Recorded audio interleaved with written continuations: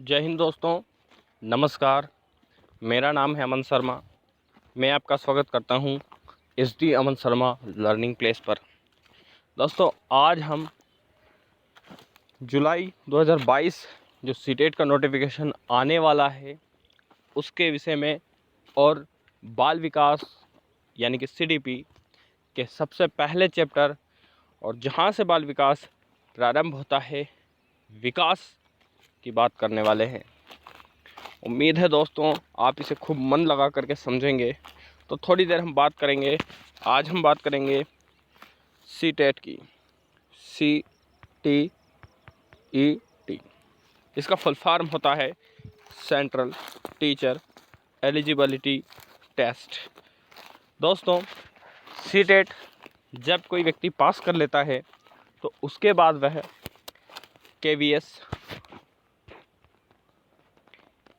KVS में apply कर सकता है। KVS, NVS नवोदय विद्यालय संगठन, इसके बाद आर्मी, और वहाँ से लेके आप और आगे बढ़ेंगे तो आप DSSB Delhi subordinate service selection board, इसका फुल फॉर्म होता है के फार्म को अप्लाई कर पाएंगे। और ये जितने भी मैंने बॉडीज़ बताई हैं, एग्ज़ाम बॉडी बताई हैं, ये सभी जो सीटेट कैंडिडेट जो सीटेट क्वालिफाई होते हैं उन्हीं से अप्लाई करवाती है और उन्हीं की एग्ज़ाम लेकर के सिलेक्शन देती है। ठीक है दोस्तों, तो गुड लक सभी को। बहुत अच्छे से तैयारी करिए, लगे रहिए SD अमन शर्मा के साथ।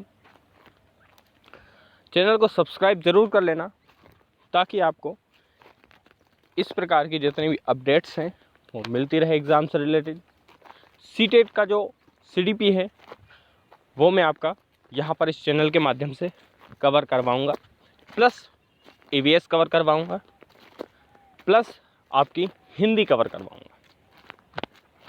लेकिन सबसे पहले हम CDP कवर करेंगे, इसके बाद EVS कवर करेंगे। दोस्तों, EVS आपका जो इस चैनल पे पढ़ाया जाएगा, यहाँ से कहीं भी बाहर नहीं जाएगा। EVS पोर्शन आपका EVS। ठीक है दोस्तों, सो लेट्स स्टार्ट नाउ। सबसे पहला आज का हमारा टॉपिक है बाल विकास में विकास की अवधारणा। दोस्तों, विकास की अवधारणा को हम सबसे पहले समझेंगे। विकास क्या है? सबसे पहले इसको इंग्लिश में कहते हैं डेवलपमेंट।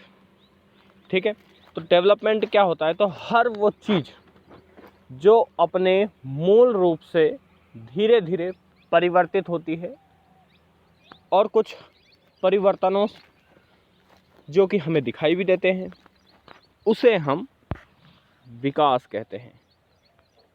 विकास को हम दो तरह से माप सकते हैं, मापे नहीं पर हम देख सकते हैं, आकलन कर सकते हैं। एक होता है धनात्मक विकास प्लस डेवलपमेंट, पॉजिटिव डेवलपमेंट। एक होता है नेगेटिव डेवलपमेंट।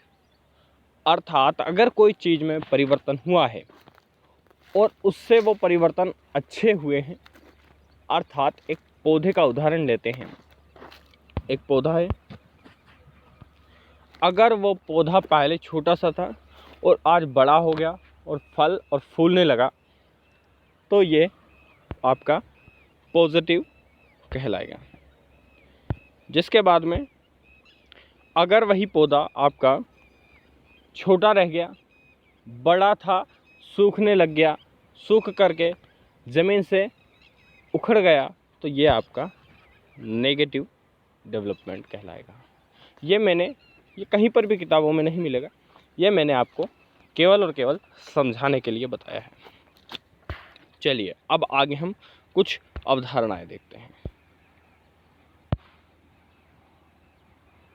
तो चलिए, सबसे पहले हमारे सामने आती है विकास की जो परिभाषा है, उसको देखेंगे। तो विकास क्या है, इस पर चर्चा करेंगे। विकास के लिए सबसे पहले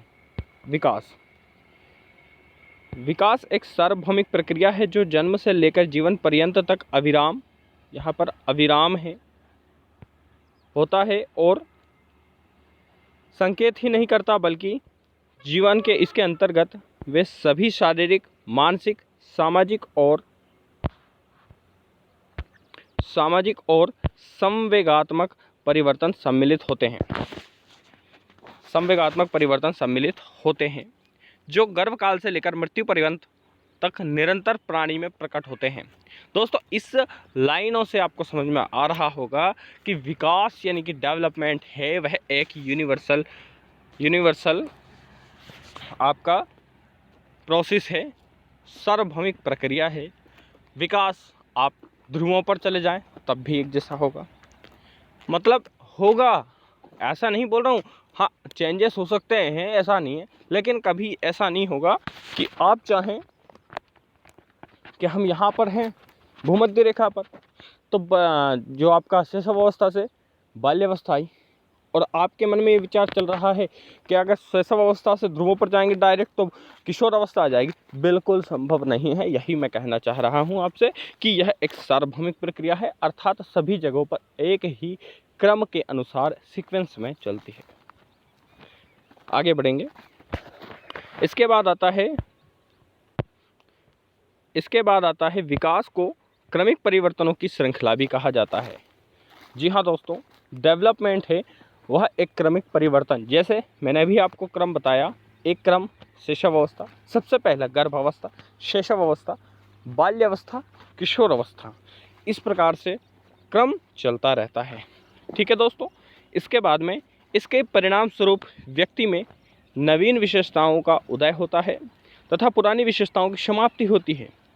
प्रौढ़ अवस्था में पहुंचकर मनुष्य स्वयं को जिन गुणों से संपन्न पाता है, प्रौढ़ अवस्था अर्थात किशोर अवस्था के बाद की अवस्था भी कह सकते हैं प्रौढ़ अवस्था, इस अवस्था में जब व्यक्ति अपने आप को संपन्न पाता है, जैसे कि उसका शरीर पूरा सुडौल और जहाँ तक बढ़ने का रहता है उसकी वृद्धि, जहाँ तक बात करें उसका पूरा मानसिक विकास, संवेगात्मक विकास, शारीरिक विकास, ये संपूर्ण पूरी तरह से कंप्लीट हो चुके होते हैं, तो वह प्रौढ़ावस्था में अपने को जिस रूप में पाता है वह बाल विकास यानी कि विकास का ही परिणाम होता है और वह अपनी पुरानी विशेषताओं की समाप्त कर देता है, वह विकास की प्रक्रिया का ही परिणाम है।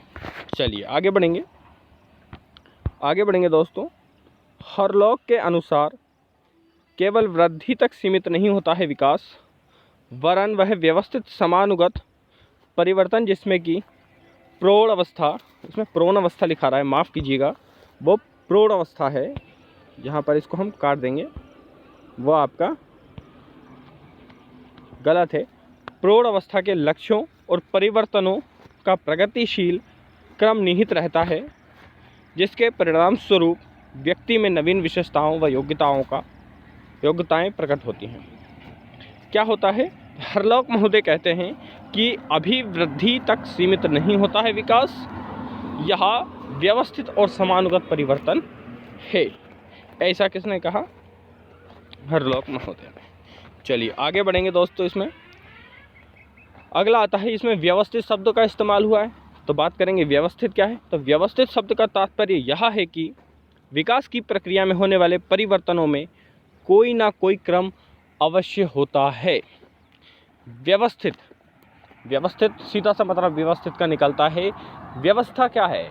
क्रम बाय क्रम कोई प्रक्रिया चल रही है तो उसे व्यवस्था कहते हैं। साधारण शब्दों में समझा हमने, किताबी भाषा में समझते हैं। व्यवस्थित शब्द का तात्पर्य विकास की प्रक्रिया में होने वाले परिवर्तनों में कोई ना कोई क्रम अवश्य निश्चित होता है जो आगे वाले पूर्व परिवर्तनों से संबंधित होता है, आधारित होता है, संबंधित होता है। अर्थात देखिए, बालक किशोर अवस्था, चलिए हम छोटी अवस्था से लेते हैं। शैशव अवस्था में बालक धीरे धीरे बोलने की अवस्था, चलने की अवस्था प्रारंभ होती है, लेकिन वह बोलने का अच्छे से विकास कब होता है? बाल्यावस्था में होगा। शैशव अवस्था से बाल्यावस्था अटैच है और बाल्यावस्था से किशोर अवस्था अटैच है। ये सारी की सारी अवस्थाएं एक दूसरे से संबंधित है। चलिए आगे बढ़ेंगे। समान अर्थ शब्द का अर्थ है जो समानार्थ यानी कि समानुगत, यहाँ पर समान अर्थ लिखा है लेकिन ये समानुगत, ठीक है। तो समानुगत का अर्थ है परिवर्तन से संबंधित नहीं होते हैं उनमें आपस में परस्पर संबंध होता है, एक दूसरे से अलग नहीं होते हैं, वे आपस में संबंधित होते हैं।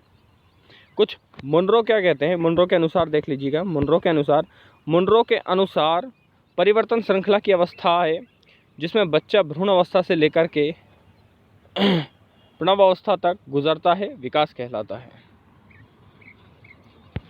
कहलाता है। अब हम देखेंगे विकास के रूप। दोस्तों, विकास किस किस रूप में हुआ है ये हम समझेंगे। तो विकास की प्रक्रिया 4 तरह की होती है। ठीक है दोस्तों, विकास की प्रक्रिया 4 तरह की होती है। पहली होती है आकार, दूसरी होती है अनुपात में परिवर्तन, तीसरी होती है रूपरेखा में परिवर्तन और चौथी होती है नई गुणों की प्राप्ति। इन सारी अवस्थाओं को हम एक एक क्रम करके समझेंगे। ठीक है, चलिए पहली समझते हैं।